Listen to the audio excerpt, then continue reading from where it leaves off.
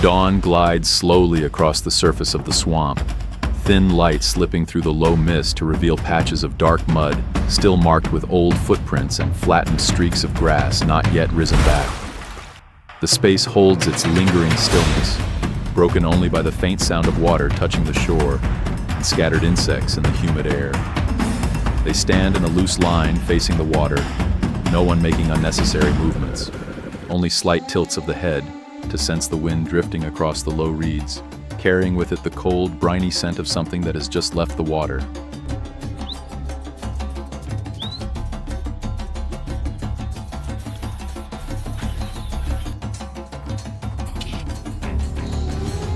One man steps forward half a pace, the tip of his arrow lowered, lightly touching the soft mud where a dragging mark curves in a heavy arc. They do not speak, yet their attention converges on a single point. Their eyes move slowly across each detail, from a footprint pressed deeper than usual to blades of grass pulled to one side. Everything is still fresh, not yet erased by the wind. In that prolonged silence, there is only the faint ripple of water rising and fading quickly, as if a movement has just slipped beneath the surface.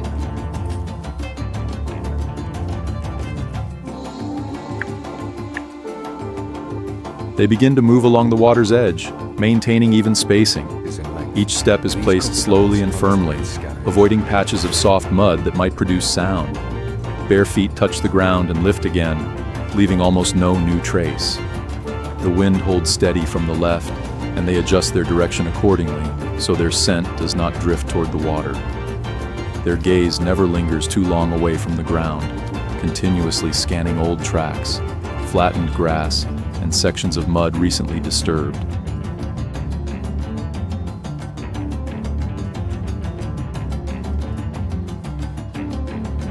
A hand lifts slightly, and the entire group stops immediately. No call is made, only a practiced synchronization. Ahead, a cluster of low grass is bent in a direction that does not match the wind, and beside it lies a fresher drag mark, the mud still moist, not yet dried. They lower their bodies, the tips of their arrows gently parting the grass in front without revealing any large movement, only subtle shifts in posture. Near the water's edge, a faint sound emerges and disappears, enough to make them pause for a beat longer.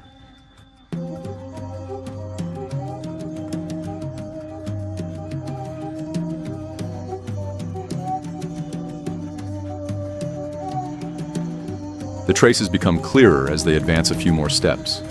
A long trail cuts across the mud, wide and deep, unlike that of any small animal. On both sides are footprints pressed heavily into the ground, spaced farther apart than usual, indicating a heavy body moving slowly, yet with certainty. The surrounding grass is swept aside, some stalks still bent and not yet dried. And at the water's edge, the mud is churned into a darker patch where movement has taken place very recently.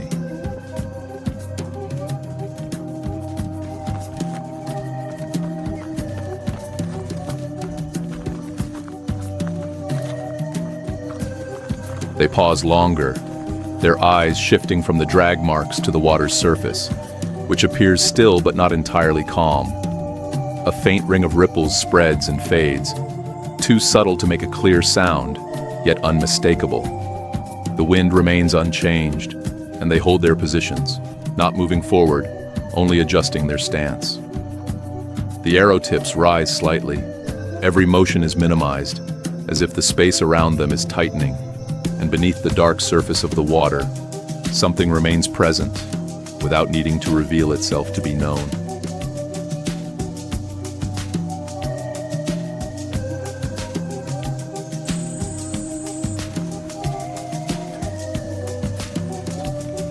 A flock of water birds bursts up from the edge of the swamp almost at once, not flying high but scattering low in multiple directions.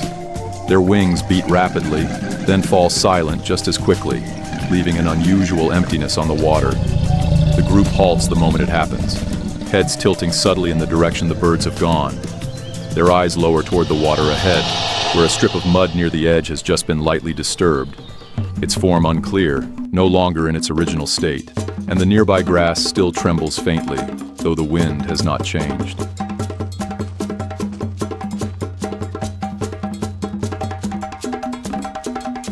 They do not advance, only shift their positions in very small steps to maintain the wind's direction, ensuring their scent does not drift toward the area of recent movement.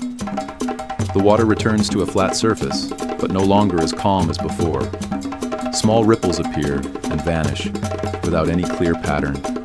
In the prolonged silence, there is no sound strong enough to define anything, only the sense that something is very close, yet does not need to emerge to be perceived. They come to a full stop, the distance between each person widening slightly, forming a curved line embracing the water's edge. Each holds a different angle of view, yet remains part of the whole. The arrow tips rise slowly, not abrupt, yet without hesitation. Bare feet shift lightly onto firmer ground to avoid making noise, and the soft mud ahead is completely avoided. No one steps into a place where the ground might give way. A subtle shift passes through the entire group as they hold their position longer than usual. No one moves, yet their posture tightens, as if the space before them is gradually narrowing. Their eyes remain fixed on the dark surface of the water, where there is no clear sign, yet it is no longer neutral. In that stillness, the wind direction remains steady, but it is no longer the only thing being maintained. Every bit of attention converges on a single, unseen point.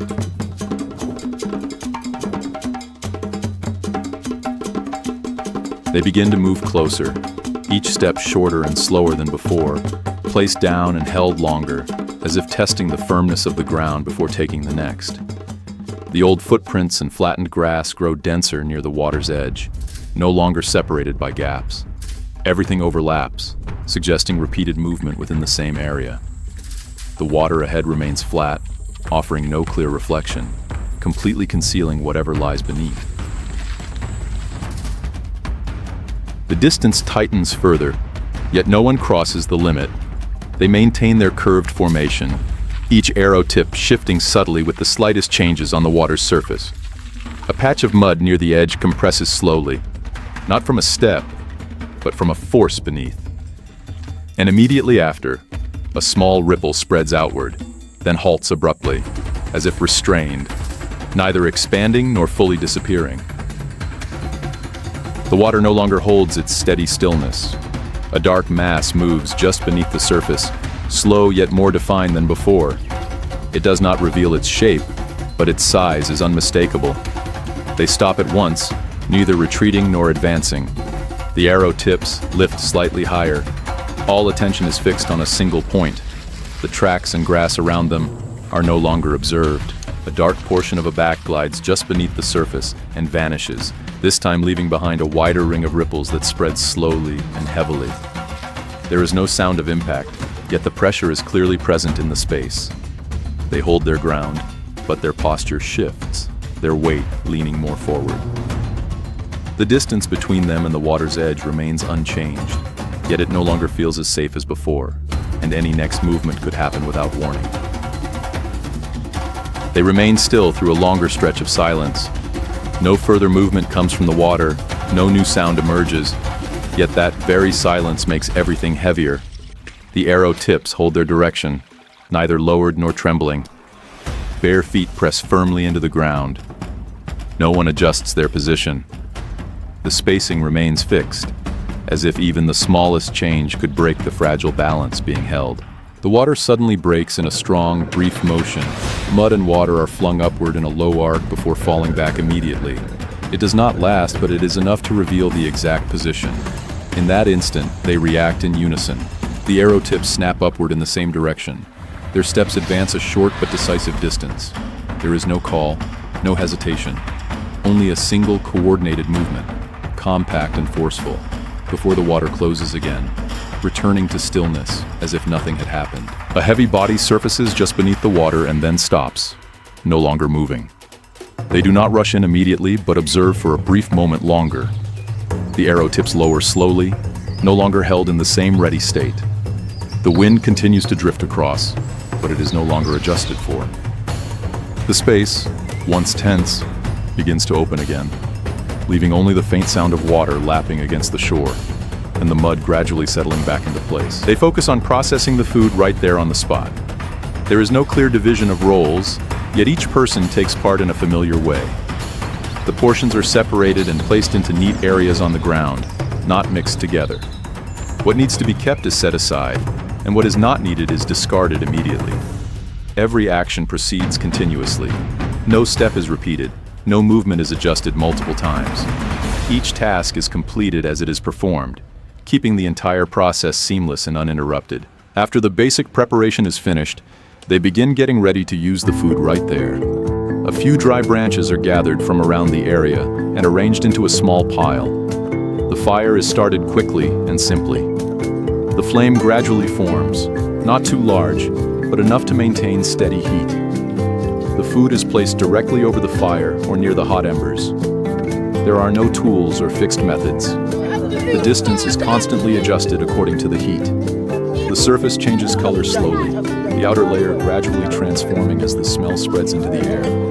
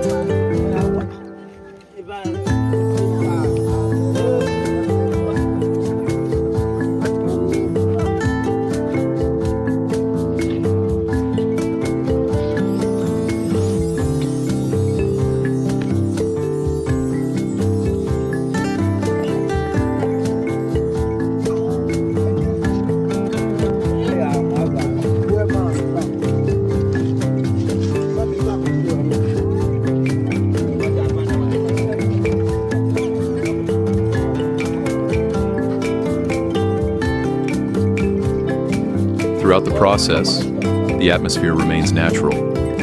There are only brief exchanges, stretches of silence, and just enough attention to monitor the food over the fire. There is no haste, yet no unnecessary delay. Everything flows continuously, from preparation to cooking, with no clear boundary between stages. Just a smooth, simple, and steady progression.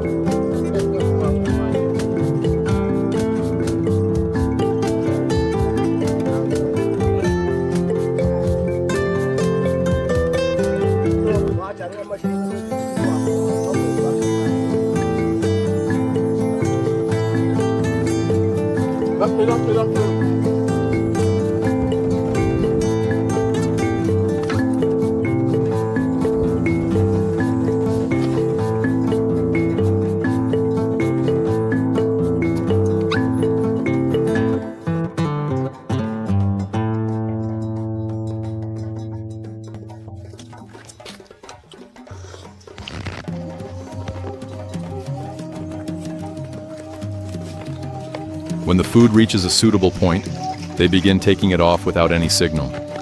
Those closest pick it up first and naturally pass portions to others nearby.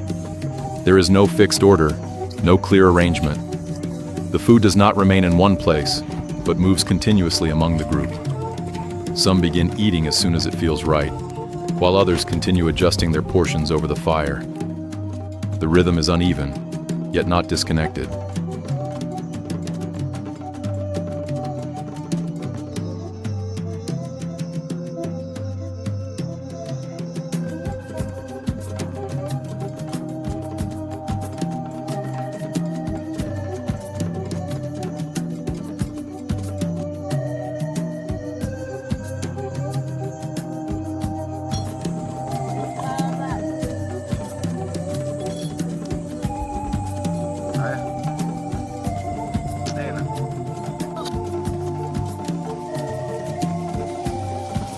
The food is broken into smaller pieces before being eaten, and almost always a portion is passed to someone else.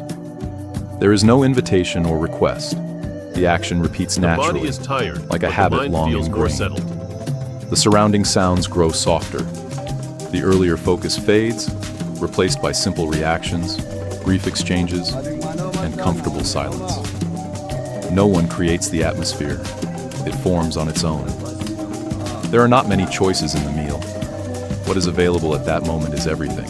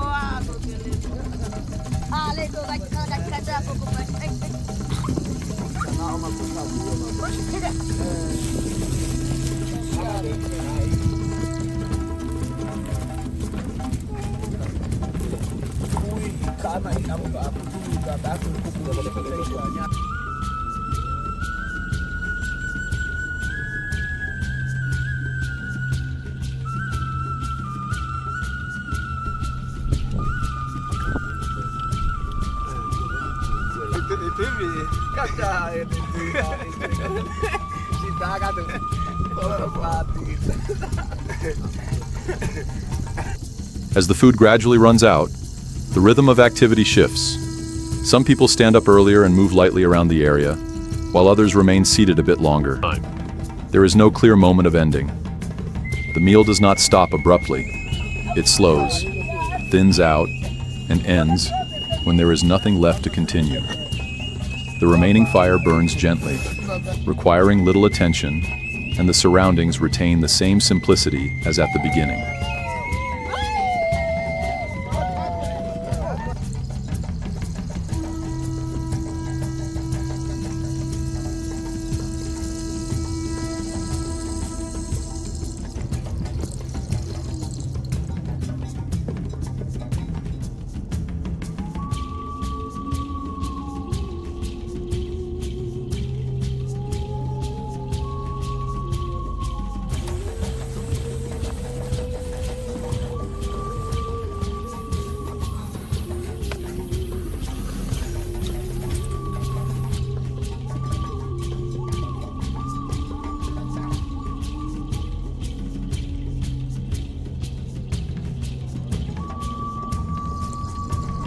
There is no clear sign that a significant activity has just taken place, only a few small traces on the ground that will soon fade with time. The entire process, from beginning to end, is not divided into separate stages. Preparation, cooking, and eating unfold within the same space and Each rhythm. person enjoys it. There is no emphasis, no distinct endpoint set apart.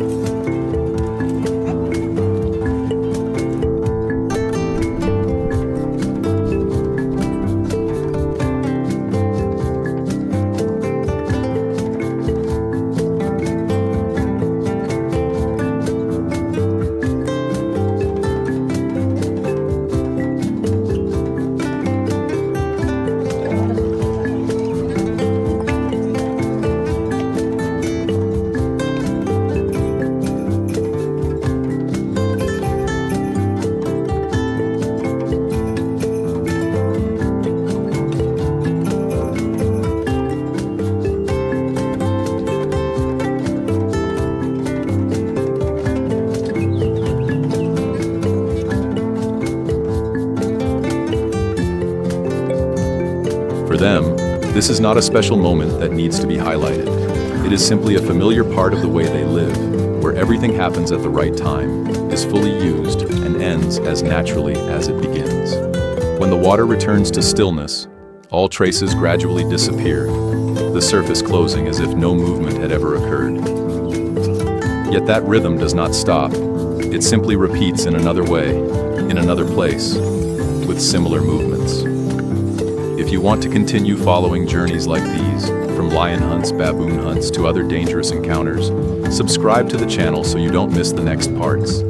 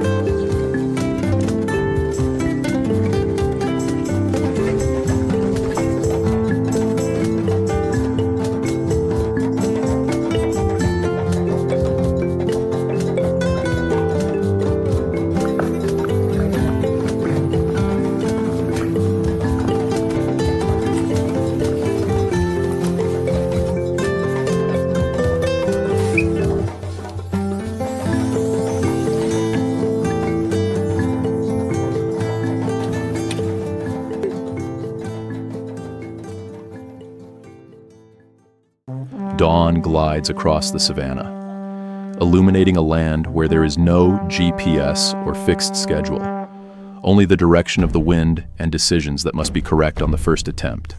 Today, a massive presence suddenly appears in the swamp, bringing with it a clear sense of threat to the entire group of hunters.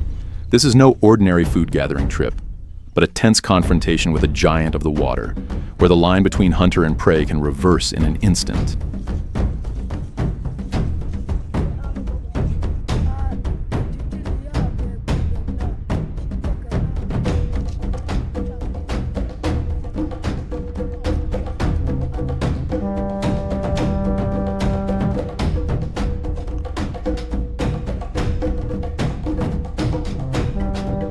With long wooden bows and quivers of plant-poisoned arrows, the Hadzabe hunters enter the forest with absolute focus. They move in single file, where the leader reads the ground like an open book, decoding massive footprints and fresh mud trails to guide their path. No one rushes. Each step must land exactly where the person ahead stepped, minimizing noise and preserving the silence of the savannah.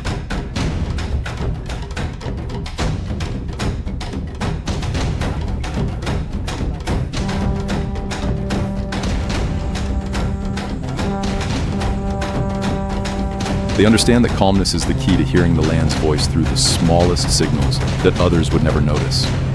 Instead of complex commands, they communicate through short clicking sounds, a distinctive language used to signal direction or prepare others for action.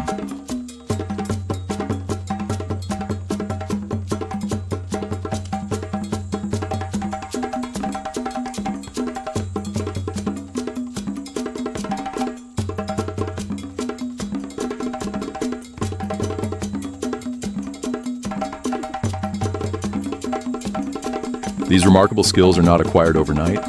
They are the result of lifelong learning, beginning in childhood, when young boys follow their elders into the forest. They do not learn from books, but through direct observation.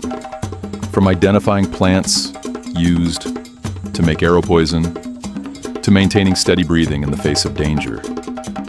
This inheritance allows them to preserve complete freedom and the resilience needed to face the immense power of nature.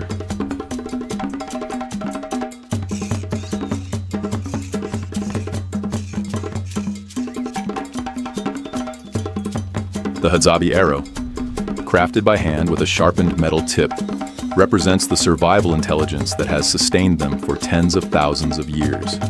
Every weapon they carry is not just a hunting tool, but a symbol of trust in instincts shaped by the harsh sun and winds of the savannah, preparing them to confront even the largest animals.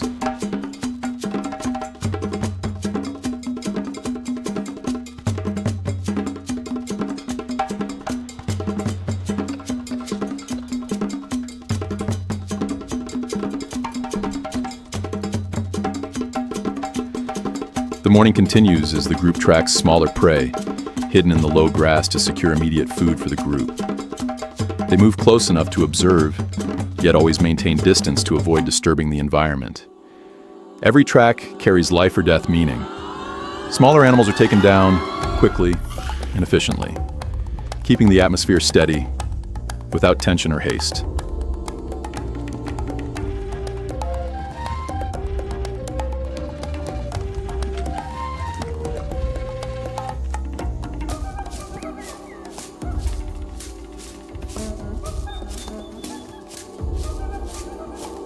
For the Hadzabe, taking only what is needed and never overhunting is a philosophy that protects the future for the next generations.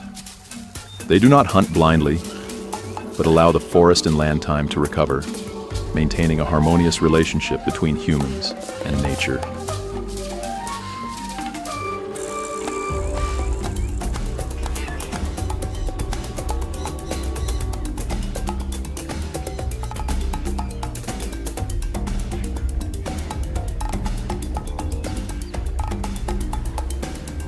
After hours of movement under the harsh sun, the group stops beneath a patch of shade large enough to recover. They sit in a natural circle, sharing the small portions of food they have gathered without calculation or distinction. This is their moment to relax, a kind of necessary digital detox that keeps the mind clear and fully aware.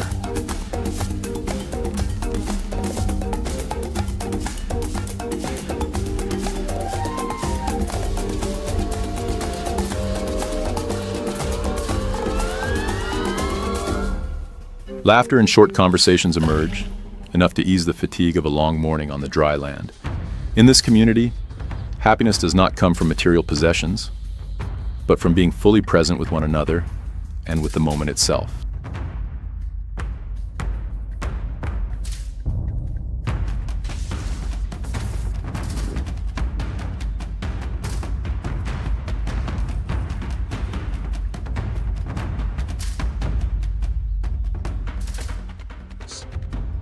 Fact number 1. Hippos are considered semi-aquatic.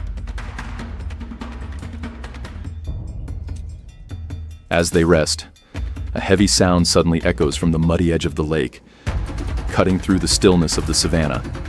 One hunter freezes, tilts his head, listening with intense focus, then quickly produces a clicking sound to alert the others. All movement stops instantly. Every gaze turns toward the murky water where large bubbles begin to rise.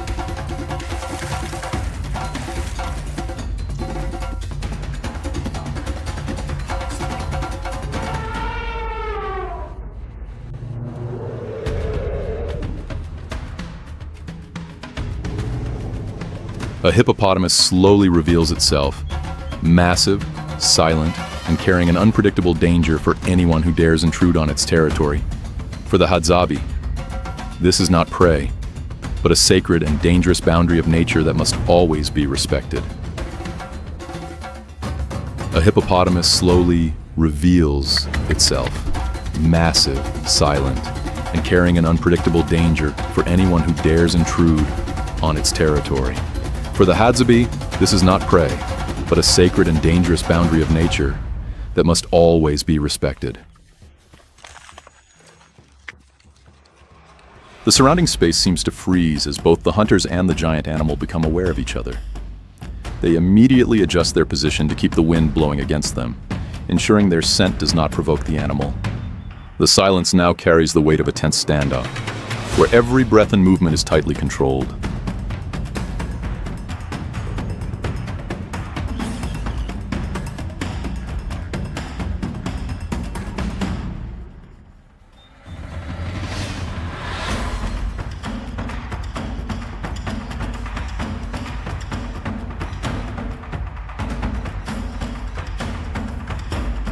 They do not move closer to challenge the swamp giant's strength, but instead maintain a safe distance.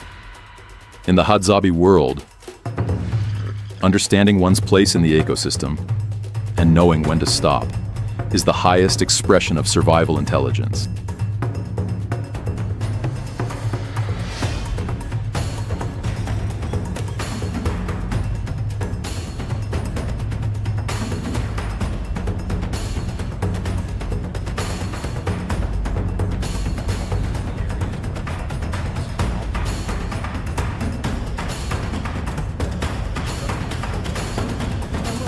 The hippopotamus suddenly shifts, sending a heavy wave across the water's surface, increasing the pressure in the air. The hunters lower their center of gravity, poisoned arrows ready on the bowstrings. Yet they still do not act. They wait in maximum alertness. Each second stretches endlessly where life and danger are separated only by a single wrong reaction.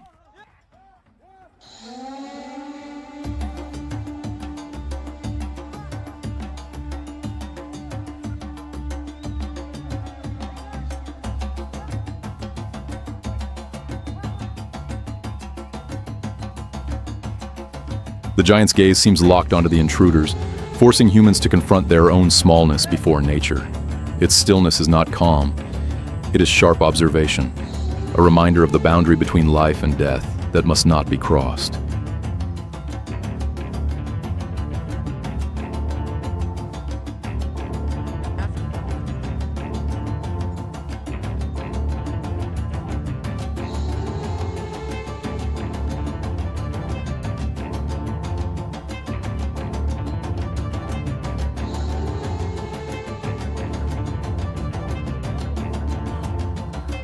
After tense moments of confrontation, the hunters decide to quietly withdraw, leaving the space to the rightful owner of the swamp. They retreat without panic, maintaining formation and constantly observing behind them to ensure safety. In their philosophy, stepping back from a stronger opponent is not weakness, but wisdom that preserves life.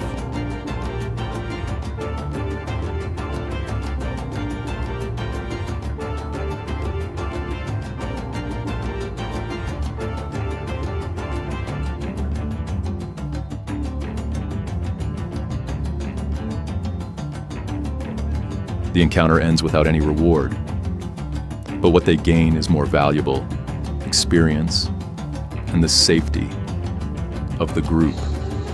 They carry the lesson of humility back to camp, walking across the dry grass with the steady rhythm of those who understand the laws of the wild.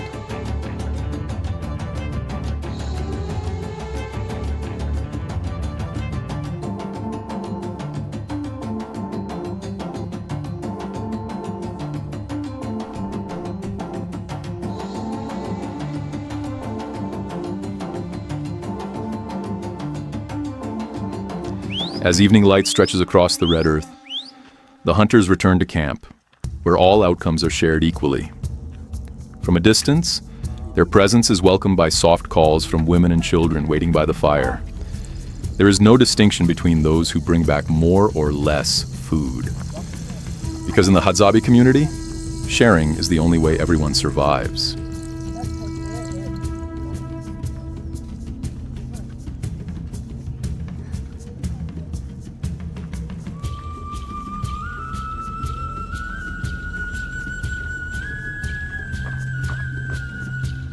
The camp becomes the place where all events of the day converge. The fire grows, pushing away cold and fatigue after a long journey. This is a time of connection, where the story of the hippopotamus encounter will be retold as valuable knowledge for future generations.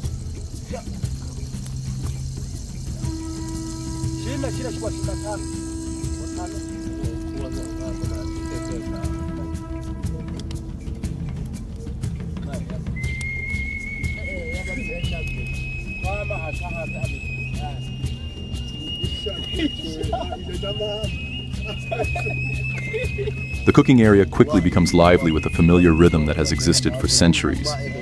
Dry wood is gathered, and fire is started by rubbing sticks together. A remarkable display of traditional fire-making skill, a testament to the authenticity of their way of life. Every action flows naturally, without instruction or complex organization.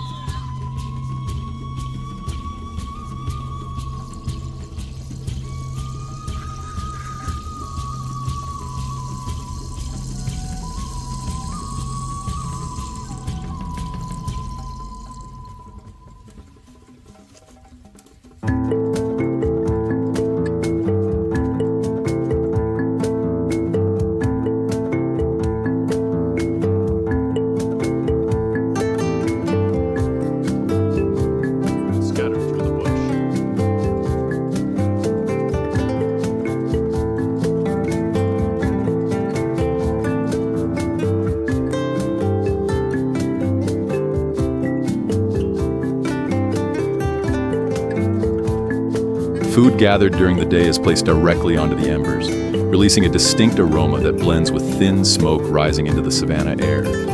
This simple yet respectful preparation reflects a harmonious relationship between humans and the gifts of nature.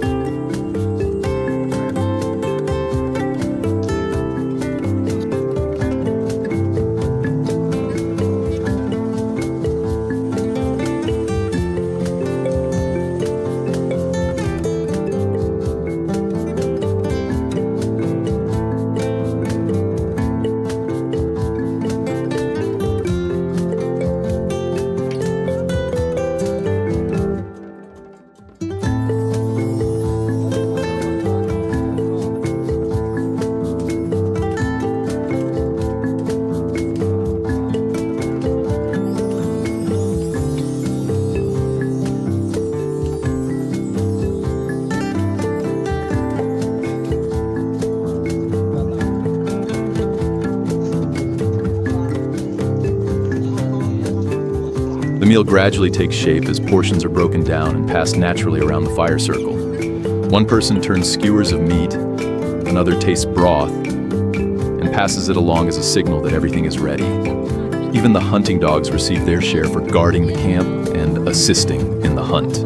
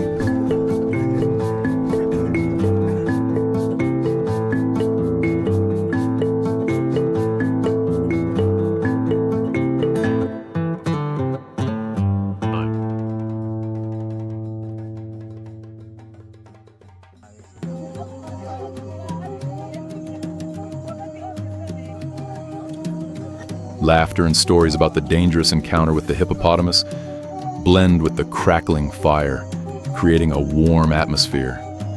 The circle around the fire is not just for eating, it becomes a spiritual connection, where gratitude and shared responsibility are strengthened.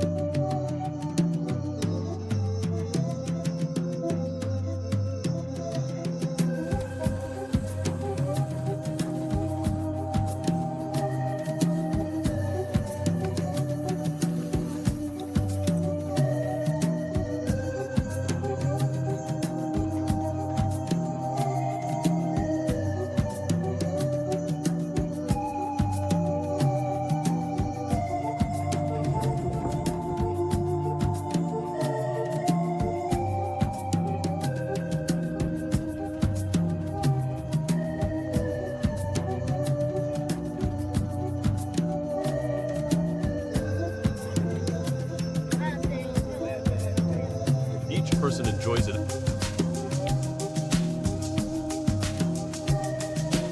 As the fire begins to fade, the Hadzabe prepare to end the day with complete satisfaction in what they consider enough. They live without storing for tomorrow, taking only what is necessary to preserve the balance of the land and forest. For them, happiness does not come from possessions, but from being fully present with the community and the moment.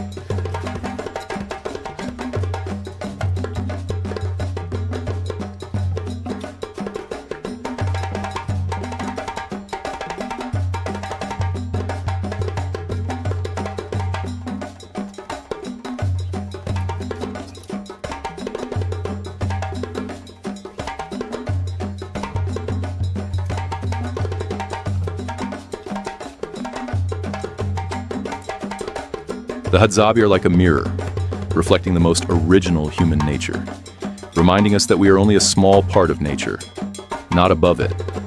If this journey has given you a kind of digital cleansing and helped you reconnect with your inner instincts, share your thoughts. One. Roger. Scribe literature. The savannah stretched out like an endless sea of grass, the wind sweeping across it, creating dry and unpredictable sounds. The Hadzabe moved forward slowly, each step steady, their eyes fixed on the footprints still clearly imprinted on the soft ground.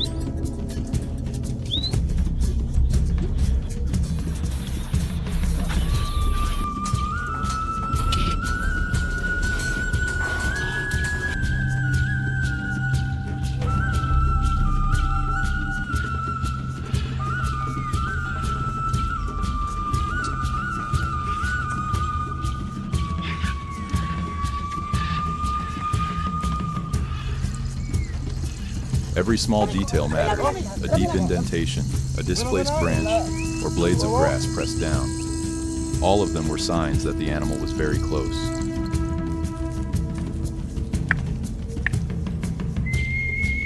They understood clearly that this was not merely a hunt, but a confrontation with an animal powerful enough to turn the situation at any moment.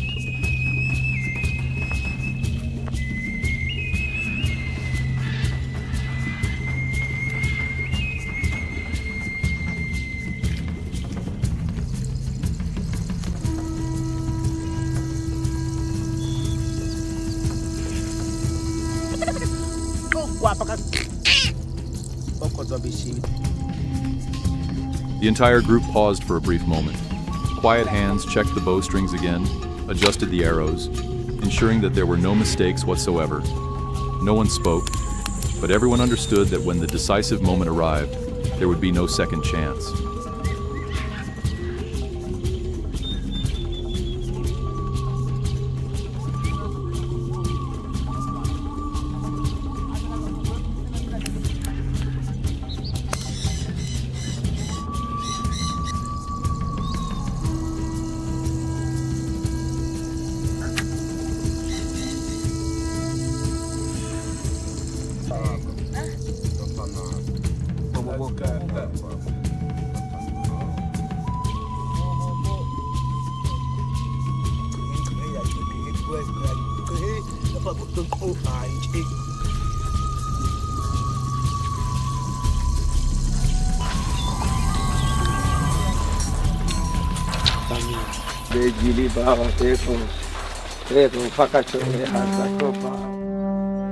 The silence gradually grew heavy, as if the entire space were tightening around them. Every step was carefully measured, every movement tightly controlled.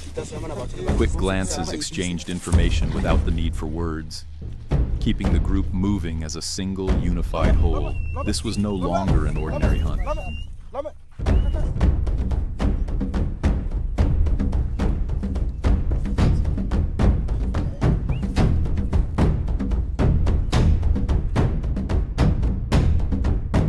This was a battle of wits, where every sense had to operate at its highest level. They moved stealthily through the grass, keeping their bodies low, observing even the slightest signs from the surrounding environment. The distance was gradually closing, but at that very moment, an uncontrollable factor suddenly emerged. The buffalo was closer than they had expected. The faintest sound from the grass, the slightest movement, was enough to make the entire group freeze.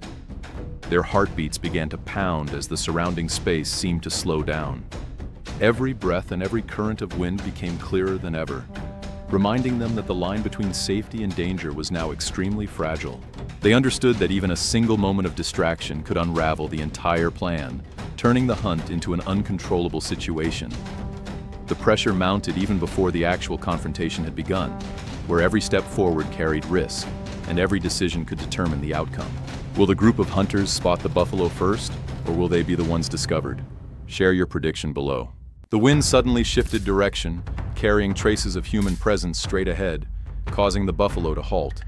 Its head raised and body tensed as it stood still, silently scenting the air, while the entire savannah seemed to hold its breath in that moment when the Hadzabe were forced to lower themselves and remain in place.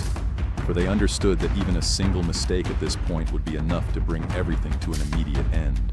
In a situation where even the slightest change could reveal their position, would the group of hunters be able to get close enough without being detected, or would the buffalo notice their presence first?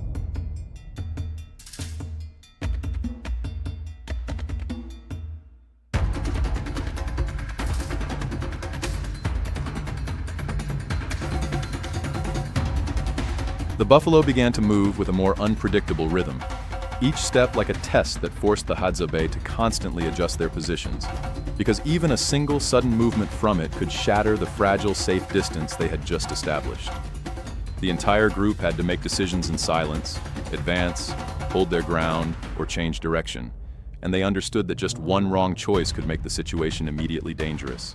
But most importantly, they maintained their composure.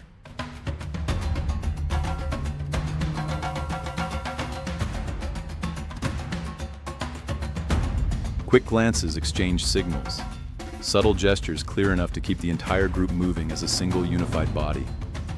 Each step was slow, each observation careful. The arrows were always ready, yet no one rushed, for they knew that in this confrontation, patience and awareness of the environment mattered more than any advantage in speed or strength.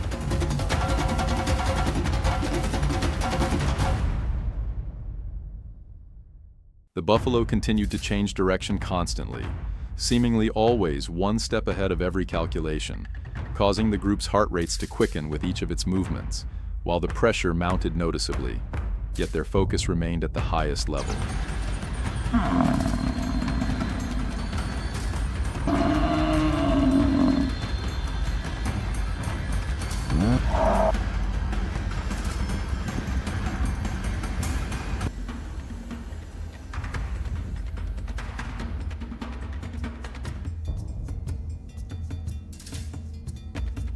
Then suddenly, it accelerated and charged toward another area, forcing the Hadzabe to react immediately. Some lowered their bodies to avoid being detected. Others maintained a ready stance with bows in hand. And in that brief moment, everything became so tense it nearly stood still, as they once again realized that nature never follows any predictable rules.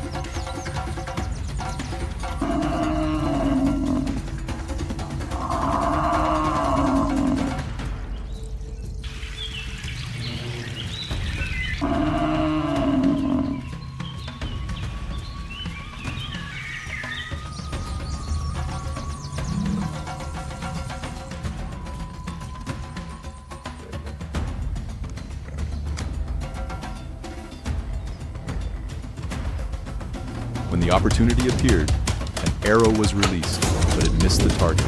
In an instant, everything changed completely as the buffalo reacted violently, shifting direction and accelerating, breaking the entire previous balance, forcing the Hadzabe to adapt immediately, retreating while adjusting their strategy under intense pressure.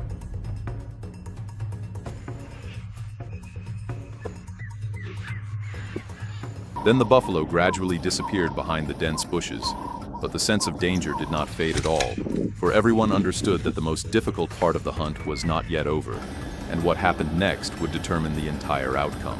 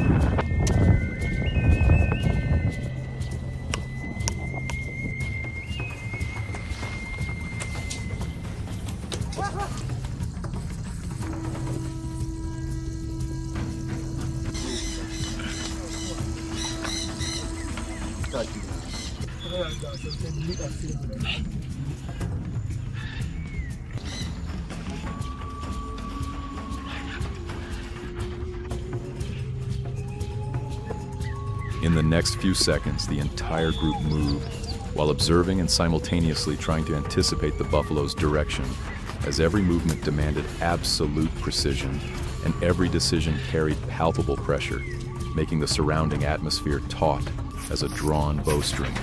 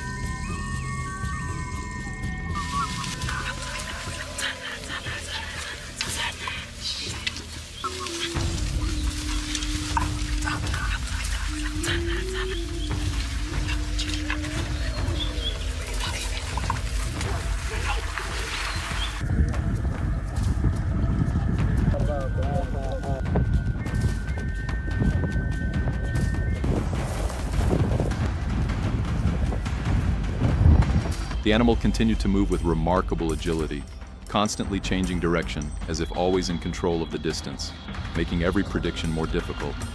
And at this point, every decision, whether to advance or retreat, became a precise calculation, where absolute focus was the only factor keeping them safe. Even in that situation, the Hadzabe remained composed. They observed the buffalo's movement patterns, adjusted their positions, and coordinated with one another smoothly, turning every action into the result of experience and a deep understanding of the surrounding environment. And at this point, this was no longer simply a hunt, but rather a clear expression of the connection between humans and nature, where instinct, skill, and awareness coexist to create a fragile balance.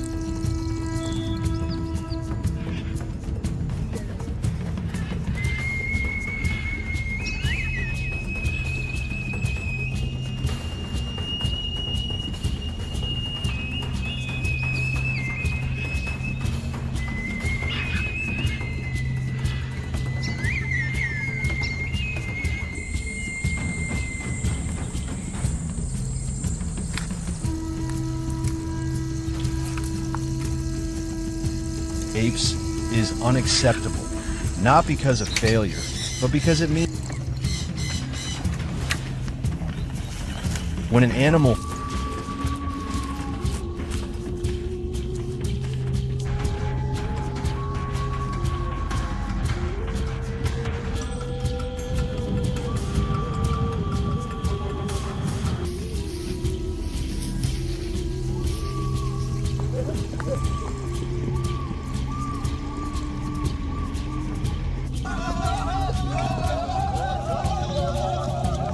Even in the calm, they watched the buffalo's breathing, anticipated its direction, and just a hunt. It's a powerful display of harmony between humans and the wild, where instinct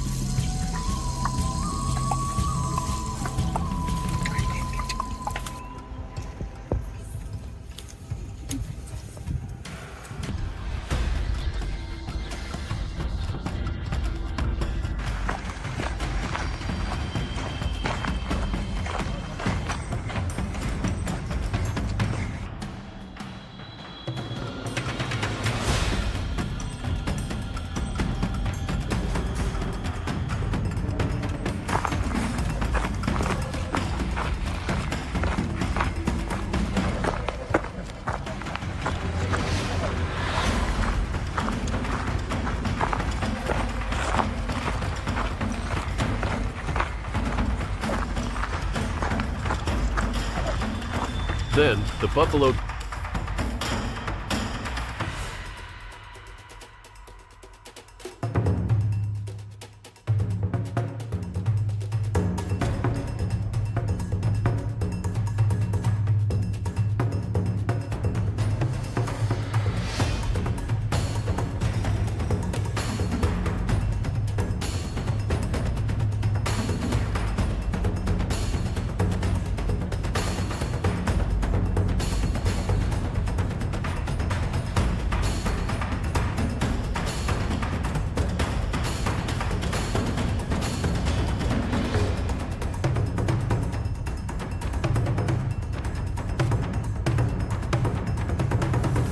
As the buffalo gradually moved farther away, the group of hunters realized that the opportunity was gone.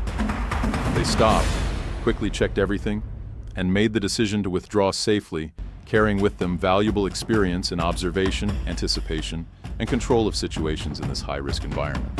The hunt ended without the expected outcome, but what they gained held more lasting value than any trophy. In an environment like this, strength is not the only determining factor. Rather, it is patience, observational ability, and an understanding of nature that enable them to survive. And those very factors will also determine the outcome of future hunts. If you want to continue following tense moments like these, please like, subscribe, and leave a comment. What do you think the next challenge will be?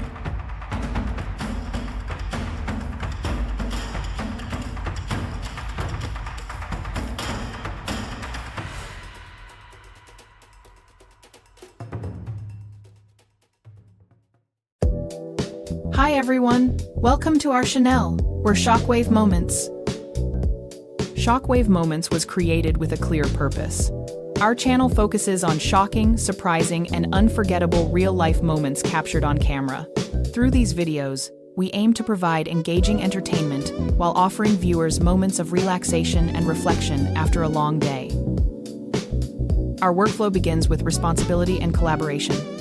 As a team, we carefully review YouTube's community guidelines and copyright policies before selecting any topic. This ensures that all our content complies fully with YouTube's rules while still delivering value to our audience. We notice that many extraordinary moments exist across the internet, but they are often scattered and difficult to find. This inspired us to build Shockwave Moments as a curated hub where these rare clips are thoughtfully selected and presented with clear and engaging commentary. Our content creator plays a key role in this process. She works closely with the channel manager to research trending topics, search for suitable videos, and evaluate them based on clear context, originality, relevance, and positive viewer impact. Based on this research, she develops scripts and commentary that guide viewers clearly through each moment. Once the script is finalized, we use 11 labs with a licensed subscription to convert the script into high-quality voice recordings. These audio files are then passed to our production stage.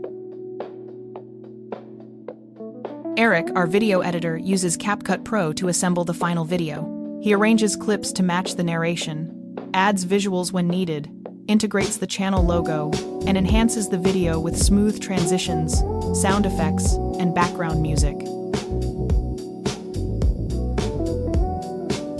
After completing the video, Eric designs the thumbnail using Adobe Photoshop. He selects impactful frames, adjusts composition and colors, and adds branding elements to create clear, attractive, and consistent thumbnails.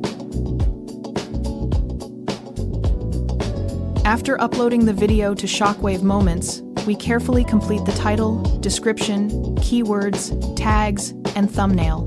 We are fully committed to following YouTube's policies and delivering responsible original content. Thank you for your time and consideration.